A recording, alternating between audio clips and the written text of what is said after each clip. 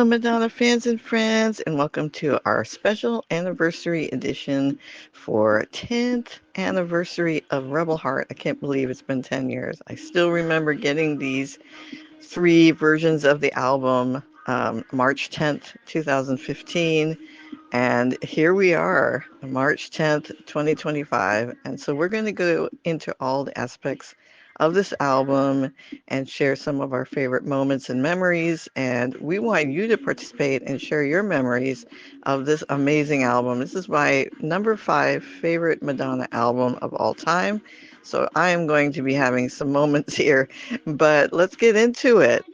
Rebel Heart was Madonna's 13th album release, lucky number 13, and came out on March 10th, 2015. And I do remember it because my dad went to the music stores that day to go get me, and he got me all three of them. The shortest version with the beautiful Marilyn Monroe cover, esque cover, and then, of course, the black and white with the where she had all the wire around her face, and then the special edition, which was so cool. And I listened, of course, to all of them and was just enraptured. This was a moment for me, but it was also for Madonna, it was a chance for her to work with a variety of producers from Diplo to Avicii. She also had a lot of features on this album from Nicki Minaj to Nas to Chance the Rapper. And it was a concept album that Madonna had come up with where it would be one half would be the rebel and one half would be the heart. And we'll get into why it didn't end up that way a little later in the video. But it did so well. It had lots of positive reviews and charted all over the world, um, as well as here in America. And it was just for a lot of fans, this is one that was just so welcomed. You know, we were so excited for this album, and and just a return to form with lyrics and a lot of the themes that she was exploring in this album just brought us back to some of her greatest works, you know. So even though it was very trendy and very current, it still had the Madonna trademark we always love to hear. So tell us a little bit about what you think about the album tracks, and um, the work that she did, the producers she worked with, and share in the comments what you thought about as far as this album in that respect. Madonna released three singles from this album, the first being Living for Love, the second being Ghost Town, and the third being Bitch I'm Madonna. And we got amazing and completely diverse videos for this album, for these singles. Living for Love having the Matador theme, um, very colorful, very you know, just an amazing video. And then Bitch I'm Madonna was just like music part two in a lot of ways, you know, the party vibes and all the guest features in there. Just about everybody was in that video, um, which was a lot of fun. And then this one, Ghost Town. Oh my God, this video is amazing. I remember I didn't have access to seeing the premiere because I didn't have internet streaming or anything, but my friend Michelle, another fellow Madonna fan, got me a copy on eBay, and I was able to watch it. I was just so amazed by it, you know, just the storyline and the way it looked. It was beautiful, and I was like, this is what I missed, you know, the music videos that she does that are just grand and have storylines. So it was nice to see us getting some of those amazing uh, content fueled videos. And which one of the three is your favorite? Do you love Living for Love? Do you have a part of your heart goes out to the Bitch I'm Madonna and the party vibes in there with all the guest stars? Or do you love Ghost Town video with its amazing storyline? Let us know in the comments. But I have to say the music videos were just amazing. And of course, we could have gotten more singles from this album. Certainly, there were enough songs. But I was happy for what we did get, and it was just incredible. Got so much promotion for this album, and it was so incredible to see, of course, starting off with the Grammys. I remember watching that, and I think that was the first time I heard the first single, Living for Love, because I hadn't, we'll get into it, but I didn't have access to anything ahead of time, let's put it that way. But oh my God, that performance just, it blew me away. I remember I was in tears just watching it. I loved the song. Was that Valentine's Day when the Grammys performance that she did? Anyway, that was the kickoff, and then we got so much promotion. We had, what was that other awards show? Was that Billboard or was that, I forget the other name of the other awards show where she was with Taylor Swift performing Ghost Town. Of course, she was on Ellen DeGeneres for an amazing interview, and she performed some of the songs there. I think she did Joan of Arc on the Ellen show as well as Living for Love remix. And Jimmy Fallon. Who can forget that performance? Oh my God, she recreated the Bitch I'm Madonna video.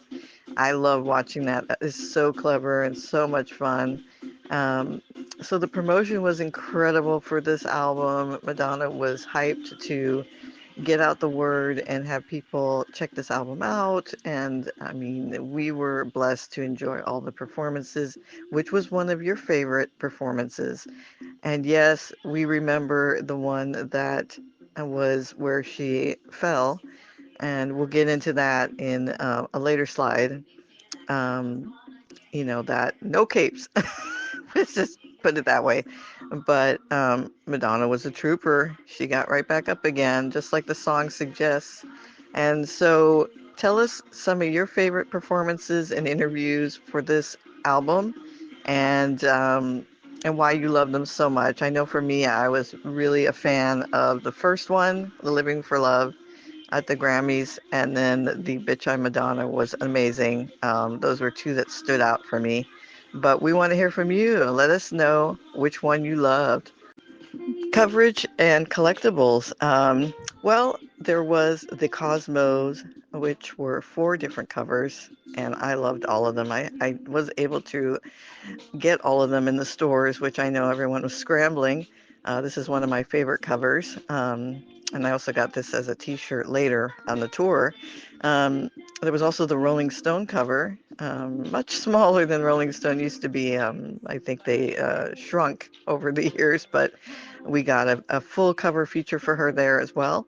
Um, and there may have been some other magazine covers. You'll have to put in the comments if you got any other ones or any local covers at your, I know sometimes the local music magazines, because 15 we still had some, but magazines were starting to shrink away and not so easy to find. But like the local coverage of her um, for the album, if you had those, let us know about it. Um, and as far as collectibles, I don't know. I mean, were there posters? Were there other collectibles? I didn't really get anything. Of course, I wasn't really in the loop out there what was being available. Most of my merchandise I got later on the tour, tour merchandise, but we will get into that when we do the tour anniversary. But let us know what you managed to get during this time, if you found some really great items and magazine covers, as well as other types of memorabilia, because there's always stuff out there. I know recently I saw a little compact mirror with Rebel Heart, which is really cute. Gabriel, my friend, sent that to me, and so there must have been some things out there. So let us know and share what you have secured either back then or since then. Now it's time to get into the controversies of this album, and there were quite a few actually. One of the big ones started before the album was even released, as Madonna, we talked about this earlier, had a concept for this album. She wanted to have one side be the rebellious side and one side be the heart side, Um, and we know both of those songs very strongly on this album, but unfortunately she couldn't do that because back early, what was that, like just before Christmas, somebody leaked the music from the album, and it was a disaster. I know Madonna was beyond upset about it and had to release 6 songs on December, I think it was December 21st.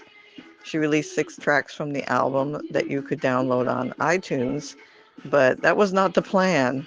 And so she was pretty pissed about it, and I think anyone would be in that moment, that your material is not being seen the way you want it to be seen, especially with a concept album. And they'd finally arrested the person. It was an Israeli person, I understand, an Israeli man who had somehow had access to her computer. I don't know, maybe she was traveling there and maybe she had it out. I would assume um, the security and it would have been tight. So I don't know how they managed to pull that off, but luckily they did arrest the person. Um, but as a result, Madonna had to change the way the album was presented, and we got it all kind of thrown together. So what do you think? Would you have liked to have seen it in its original concept? All of the heart songs, the feeling songs on one side and one. I don't know. It kind of works this way where it's kind of back and forth. You get both at the same time, and it just kind of reminds you that that's the two sides of her. So that was the first controversies. Then the second one was the first single. I mean, she didn't even have finished that controversy, and then they were already talking about how her Living for Love music video and performance was satanic because she had people with horns on their heads. And of course, it was a Matador theme, but they were not paying attention to that, and they kind of just went with it right from the beginning of the premiere of the video and performances. So I was trying to figure out how they went there with that, but they'll always find something. And of course, Madonna had taken a fall on one performance of Living for Love at the Brit Awards, and she was a master of, getting right back up again and continuing the performance. However, a lot of people were criticizing her and saying it was her age or some other aspect, when in reality it was the cape and the way they had put the cape on her, as she described in one of the interviews. And we're just so thankful, and God, that was so scary. I still can't watch that performance. I never have because from the minute it happened, I just was terrified, and I was just so happy she was okay. So tell us something, what are the controversies, what you thought of them, and which one that stood out to you? So as I was saying earlier in the video, this is my number 5 favorite Madonna album of all time, and it was pretty instantaneous. So in sharing my thoughts on this album, I just have to say, when I sat there March 10th, 10 years ago, every song, I mean, it was like, I don't know, I should have had a box of Kleenex next to me, but it really affected me. It was an emotional moment. So many of these songs are just so powerful, and kind of I can relate to a lot of these songs in my own life and the things I've been through, and I think those tend to be the albums of hers that I connect the most to, when I can find myself in them. And I'm sure that's the same for a lot of you as well. But this one definitely spoke to me. Songs like Ghost Town, Living for Love. um, I'm thinking now, iconic, Joan of Arc. They just hold tight. Oh, that the songs are just so emotional and so personal. Even the extra songs like Beautiful Scars, um, which I absolutely adore that song, Graffiti Heart, and this song, Rebel Heart. In fact, it was not too long before the album came out and I heard it, listened to it, that I was thinking about this line because my mom was a huge Robert Frost fan. I took the road less traveled by. I was actually saying that to myself. I remember just about a week before this album came out. So when I heard this song, I just was like, "Oh my God, how can this be?"